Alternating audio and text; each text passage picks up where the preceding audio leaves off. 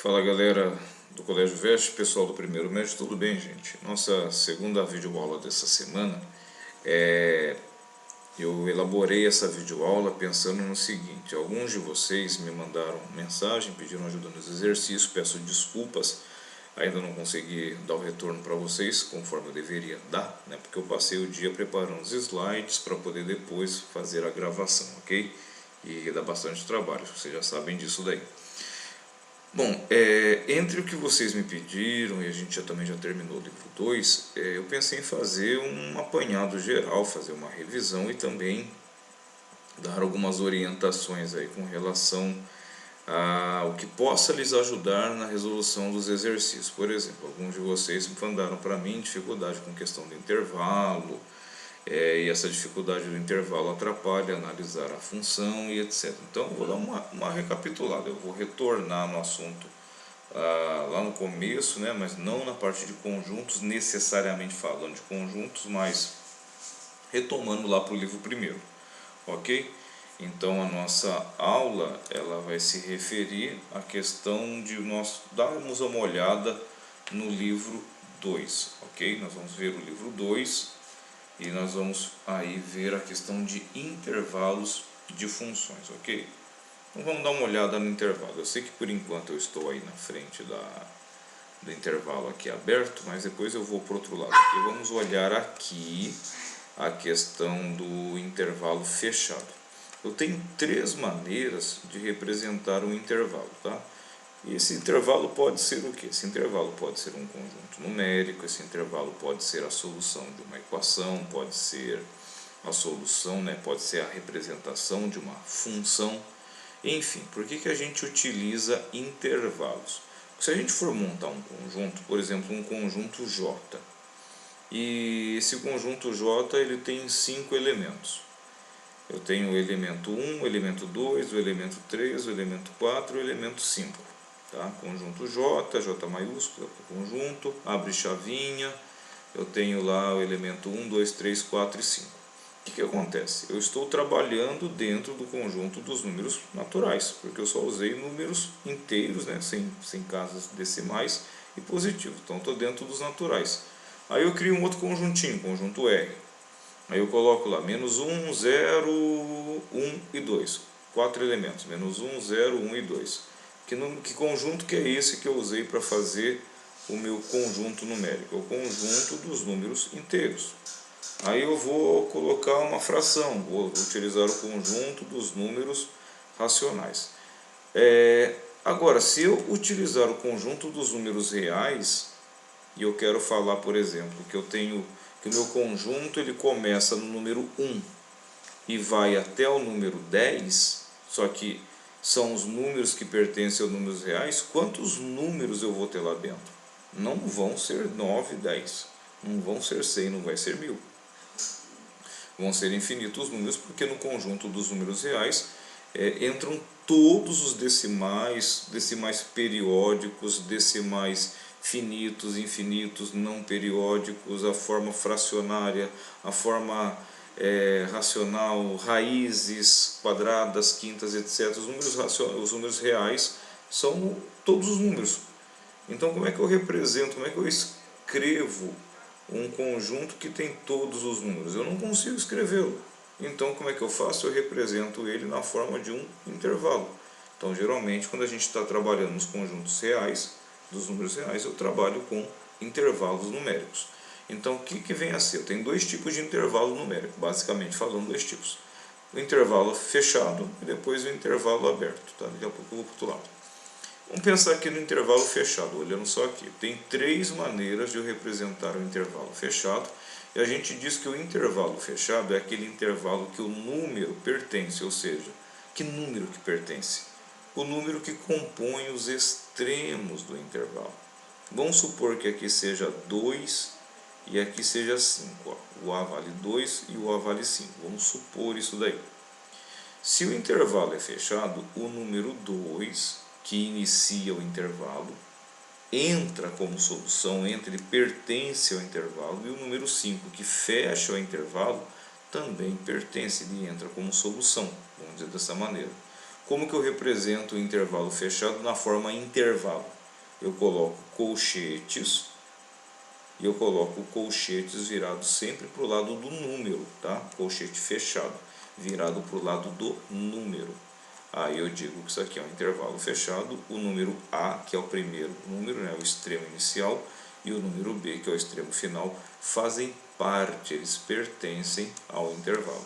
A outra forma é na forma de conjunto, eu abro chaves, escrevo x que pertence aos reais, tal que A é menor ou igual ao que diferencia intervalo aberto de fechado na forma de conjunto, é o igual aqui no meio, junto, né, com o menor ou maior. Então é menor ou igual que o x que é menor ou igual a b. O que significa isso daqui?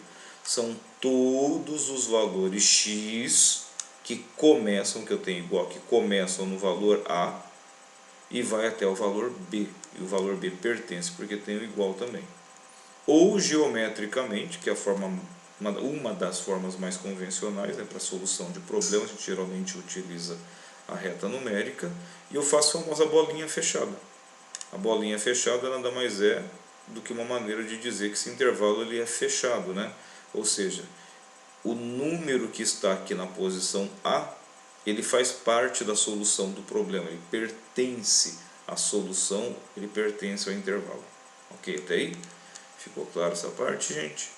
Então, ó, deixa eu me mover lá para o outro lado, depois eu volto, para vocês poderem enxergar essa parte daqui, ok? Então, voltando aqui para o nosso intervalo.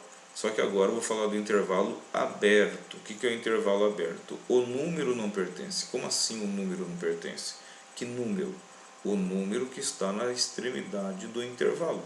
Por exemplo, se esse intervalo aqui, ele começa no A, vamos supor que o A seja 2, o 2 não faz parte da solução. Quem faz parte da solução? Qualquer valor imediatamente maior que ele, mas o 2 em si não faz parte, porque o intervalo está aberto. A mesma coisa o B, que é o outro extremo. Se esse B aqui valer 5, por exemplo, eu digo que ele não faz parte da solução. Quem faz parte da solução? Qualquer valor imediatamente menor que ele. Então, é uma forma de eu mostrar como é que eu escrevo intervalo com colchetes, intervalo aberto. Eu ponho um colchete virado para o lado de fora do número, tá? Ou eu uso parênteses fechado para dentro.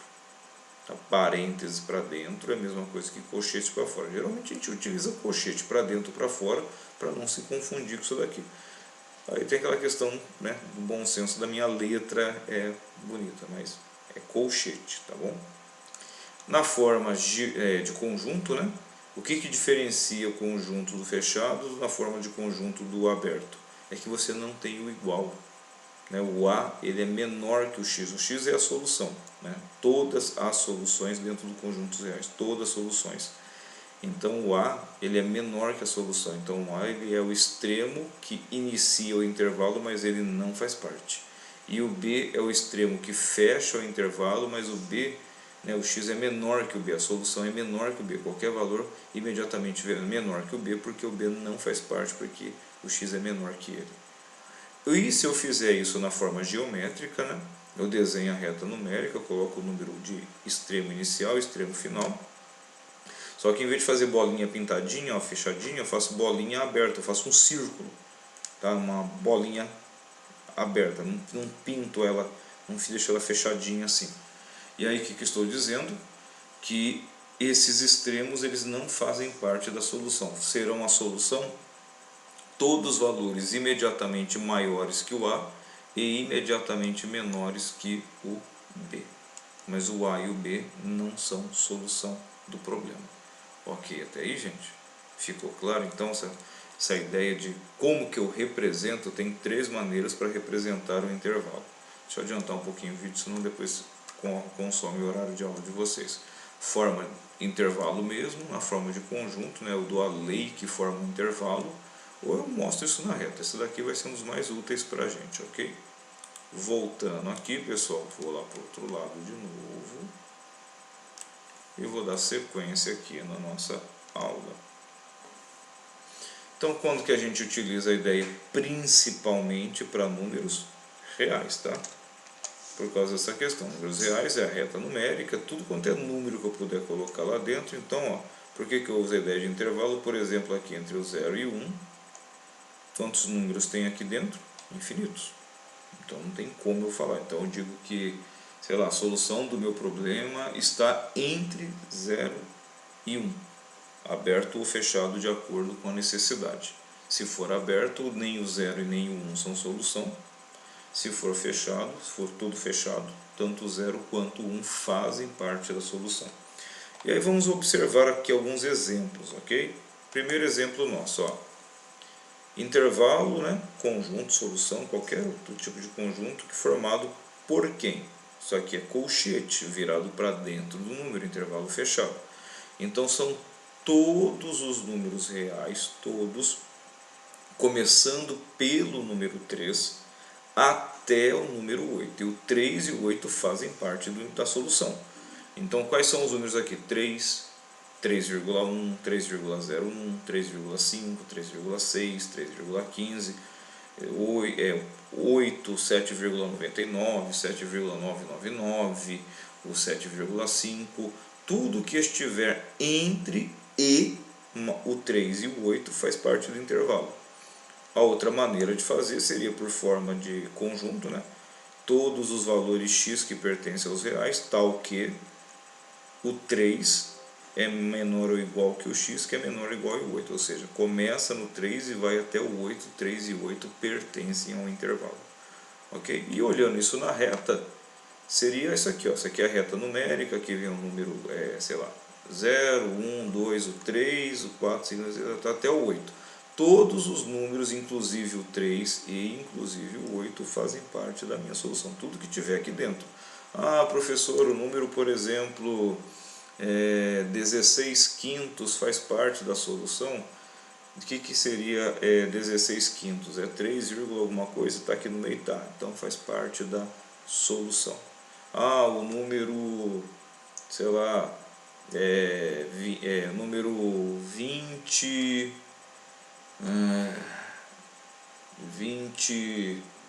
20 quartos.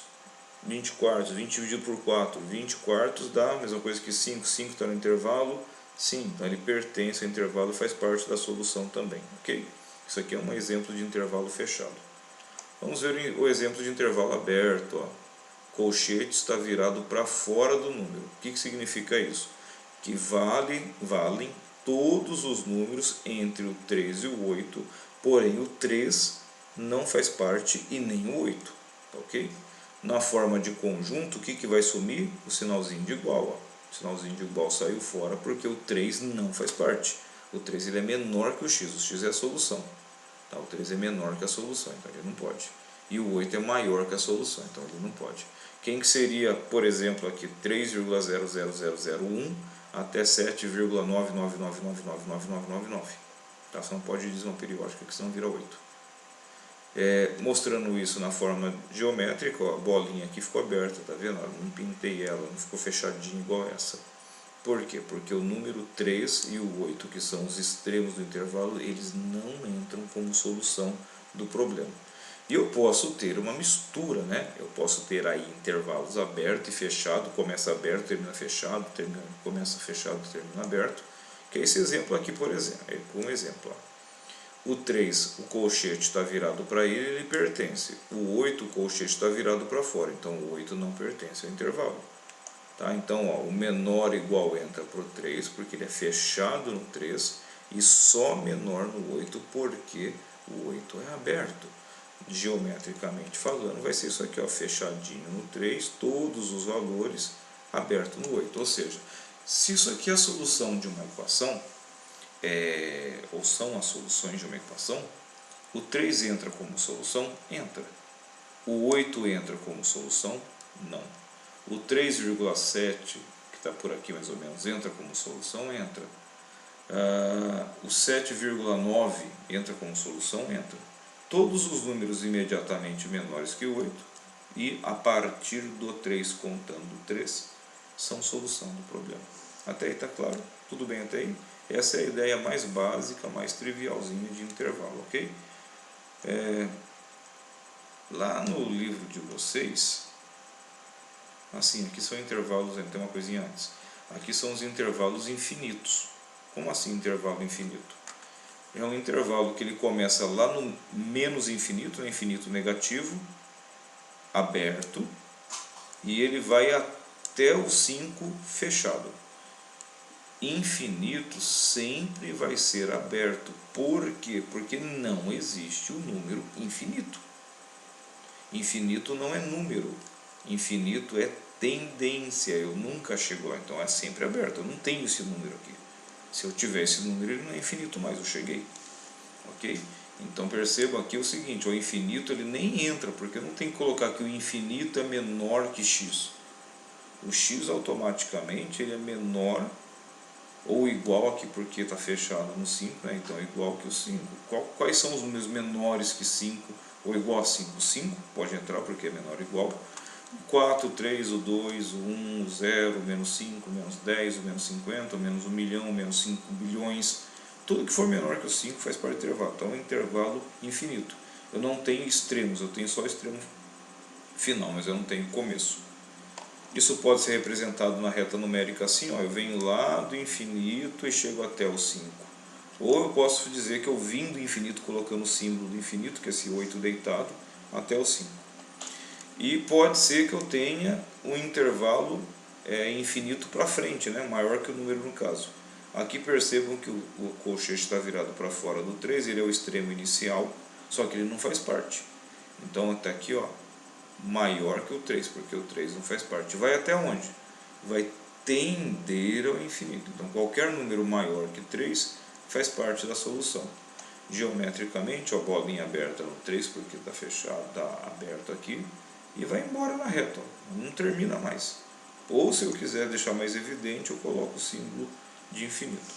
Ok? Simples, né? Percebo aqui um comentário, né? Toda vez que eu estiver trabalhando com infinito, infinito sempre aberto. Ou eu uso parênteses, que representa aberto, ou eu coloco o colchete fechar, virado para o lado oposto do infinito. Se eu quero falar do infinito negativo, eu coloco o sinalzinho de menos. E se eu quero falar do infinito positivo, eu coloco sinalzinho de mais. Ok? Ficou claro isso daí, gente? Tá, e você, agora sim a questão do livro. Isso daqui eu comentei bem rapidamente com vocês, não fiz esse exemplo, isso aqui é um exercício resolvido do livro de vocês, lá do livro 1, na página 27 da álgebra, ok? Depois vocês vão nessa página 27, tem 27, 28, 29, tem uma série de exercícios resolvidos para vocês estudarem lá e tirar um pouquinho de dúvida sobre intervalo, tá? Sendo conjunto A, né? O que esse conjunto é? Um conjunto formado por intervalos. Por que eu tive que usar intervalo em vez de chaves para representar o conjunto? Porque eu tenho infinitos elementos aqui. Ele começa no menos 2, né, fechado no menos 2, e vai até o valor imediatamente antes do 3, porque ele está aberto em 3. É soninho, pessoal. Bastante sono. Está tarde aqui já. E o conjunto B, que começa lá no menos 3, né, ele tem um intervalo fechado, menos 3 faz parte da solução, e é aberto no 5. Então aqui eu tenho infinitas soluções. Tem 4 itens para nós resolvermos, que isso aqui é lá dos conjuntos, tá? Teoria dos conjuntos, lá do começo da apostila, né? Livro 1, página 27. Que é para a gente solucionar item A, B, C, D, que é intersecção, união e subtração, né? Diferença de dois conjuntos. Só que resolvendo por intervalo. Por quê? Porque não tem como eu escrever esse conjunto para resolver ele por conjunto mesmo, né? De escrever lá, abre chavinha, subtrai, quem é que sobra, quem é que não sobra, e etc. Então eu vou resolver por intervalo, vou resolver geometricamente. Primeira coisa, quem é o conjunto A? Minha reta numérica. Ele começa no menos 2, ó, bolinha fechada, porque está viradinho para dentro, e termina no 3, bolinha aberta, que está viradinho para fora. Então isso daí é o meu conjunto numérico, esse intervalo que eu tenho aí com os meus valores numéricos.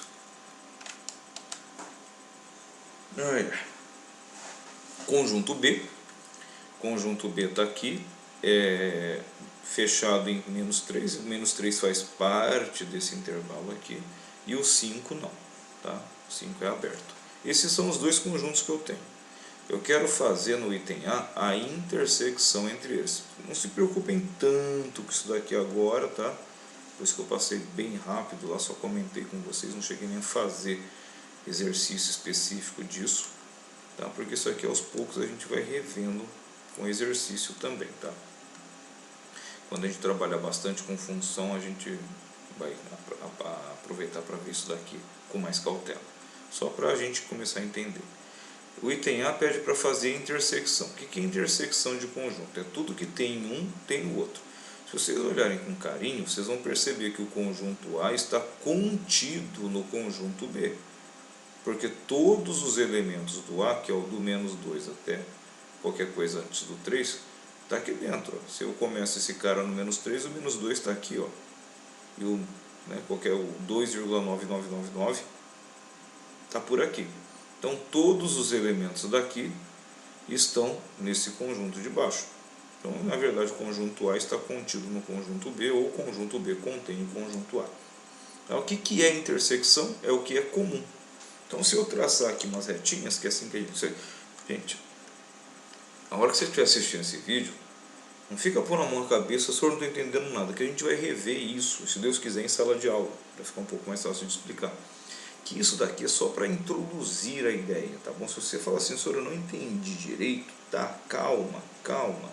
A gente vai rever. Quando a gente trabalhar com soluções e etc, a gente tiver que fazer a intersecção, um monte de coisa que vai vir pela frente, a gente vai rever isso aqui, vai trabalhar isso aqui com mais cautela, com mais calma, tá bom? Então só para apresentar para vocês agora, e depois vocês dão uma olhada na apostila, vai lendo, procura outras videoaulas e etc, tá bom? Então por enquanto fiquem calmos, é para apresentar para vocês. Então o que vai ser o conjunto solução? Vocês estão acostumados a fazer isso escrevendo conjunto Azinho, A, intersecção com B, abre chavinha, agora a gente está fazendo por intervalo, é a mesma coisa só que de outra maneira. A intersecção com B é justamente esse pedaço aqui, ó. É os elementos do conjunto A que também estão no conjunto B. Só que a gente faz, ó, por simetria. A gente coloca um conjuntinho bonitinho, certinho, ajustado embaixo do outro e traça a linhazinha. Ó. O que pega do conjunto A lá no conjunto B? Esse meinho dele. Então a solução é o meinho dos dois. Ok? O item B é para fazer união. União a gente já viu que é juntar tudo. Então na verdade eu tenho conjunto A, conjunto B. Como o conjunto A está dentro do conjunto B, né, ele é contido, a união de dois conjuntos que são contidos, né, um contido no outro, é o conjunto maior. Então está aqui, ó. Como é união, união não precisa ser igual. Eu pego os extremos dos dois conjuntos e junto eles. Tá? Como o conjunto B é maior, tá? Acaba dando conjunto B mesmo, tudo bem? Se fosse um mais para lá, terminasse aqui, outro para cá, eu pegava os extremos total dos dois conjuntos e juntava no conjunto grandão, ok? Depois eu tenho aqui a letra C, que é fazer a diferença A menos B. O que é fazer A menos B mesmo? É tirar do conjunto A tudo que tem igual no conjunto B. Só que o conjunto A já está dentro do conjunto B, ou seja, tudo que tem no conjunto A tem igual no conjunto B. Então, na verdade, isso aqui vai dar vazio. Não vai sobrar nada. Porque o conjunto A está contido no conjunto B. Todos os elementos repetidos eu tenho que tirar fora, né? Repetido do A, repetido no B, eu tiro fora. Então, na verdade, tirei todo o conjunto A. E, por fim, fazer conjunto B menos o conjunto A. Aí é o processo inverso.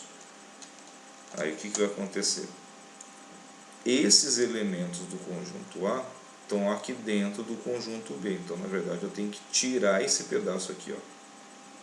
Porque esse pedaço que eu estou mostrando com o ponteiro do mouse é o próprio conjunto A. Então ele tem que sair fora, porque eu estou fazendo B menos A. Então o que sobra para a gente é isso daqui. E por que bolinha aberta aqui? Porque o 2 ele estava no conjunto A, então eu tirei o 2 fora, ele passa a não fazer parte. Porque aqui era a bolinha aberta que ficou fechada, porque o 3 não é do conjunto A. Então eu não tirei o 3 do conjunto B. Então ele continua valendo lá no conjunto solução, ok? Fiquem tranquilos com essa parte, é mais para apresentar para vocês a questão de intervalo, que mais para frente a gente vai ver isso aqui com mais calma e com mais cautela, ok? só para apresentar. Tá com dúvida? Tudo bem, normal. Depois pega o livro na página 27, começa a estudar, depois procura videoaula, tem site na internet, etc. Mas por enquanto é só para apresentar para vocês, ok? Indo adiante, agora um resuminho de função. Tá? Peguei essas imagens da internet, acho que é do site Estude Matemática. Função de primeiro grau ou função afim, que é a função da reta. Tá? Função de primeiro grau e função afim ou função da reta é a mesma coisa. Tá? F de x, aqui chamado de y, que eu sempre falei que pode trocar. Coeficiente angular, coeficiente linear. Tá? Famoso I-I-O Mi-Xixô, tá? Só que aqui está chamando de Azinho em vez de M. Isso aqui a gente já viu também.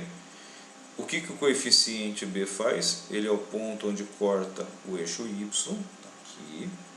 O alfa, né, que é a tangente do alfa, o próprio coeficiente, também já falamos sobre isso.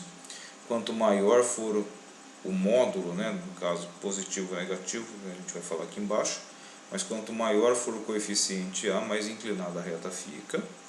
Agora aqui, ó, o A é o coeficiente angular. Se ele for positivo, reta crescente. O que é uma coisa positiva? Maior que zero. Se ele for negativo, a reta decrescente. O que é uma coisa negativa? Qualquer coisa menor que zero. Se ele for zero, então ele nem é crescente nem decrescente. Ele é uma função constante, é uma reta horizontal paralela ao eixo x. Ok? O coeficiente linear B. Se o coeficiente linear for positivo, o gráfico corta o eixo y na parte positiva. É igual estudo de função, lembra? Está para cima do eixo x. Se o B for negativo, corta para baixo do eixo x. Na função fica negativo. E se ele for zero, né, é aquele caso que só tem, por exemplo, f de x igual a 3x, ele passa pela origem.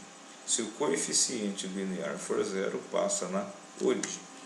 Relembrando um pouquinho de funções, né, quando que uma relação vira uma função?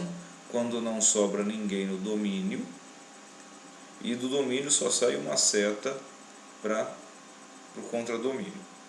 Quando que ela é injetora? Quando sai apenas uma seta daqui ligando em alguém diferente no outro lado. Quando que ela é sobrejetora? Sobrejetora é quando não sobra, lembra? Não sobra ninguém no contradomínio, ou seja, a imagem é igual ao contradomínio. Aqui ela não é sobrejetora que sobrou 3, aqui ela é sobrejetora. Mas ela é injetora não, porque o 2 e o 3 levou no 5 aqui, levaram o mesmo elemento. Para ser injetora, cada um daqui leva em alguém diferente do outro lado. Aqui o 2 e o 3 levou no mesmo. E quando ela é sobrejetora? Quando ela for ao mesmo tempo injetora e sobrejetora. Ela fica bijetora. Tranquilo, né, gente? Isso aqui nós havíamos visto, dei alguns macetezinhos, etc. para vocês. Terminando, para acabar a aula de vocês, o que mais que nós vimos? As funções compostas.